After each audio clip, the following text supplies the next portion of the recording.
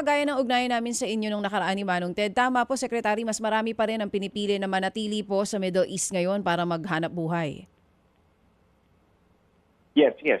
Marami kasi nakikita naman natin, una, wala namang mandatory repatriation at nakikita naman natin, di ba, na protektado sa news every day. Nakikita natin yung missile interception sa mga bansa.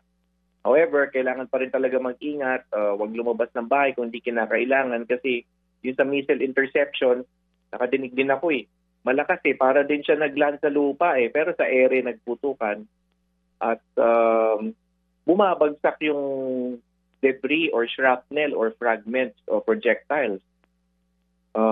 At yun, parang bala yun. Pag fragments yun kasi pira-piraso ng missile na na-intercept, parang bala yun na naglaland sa lupa. So, yun, may panganib pa rin, may pangamba pa rin. Pero still, nakikita natin yung air defenses, di ba? Military defenses ng mga host countries at napakalaking bagay po nun. Yung mga military defenses ng mga Gulf states nagbigay ng protection sa ating mga OFWs. Kaya nagpapasalamat din tayo sa host countries. At sinabi din nga ni Pangulo, di ba, mabutit maganda ang ugnayan natin with those countries.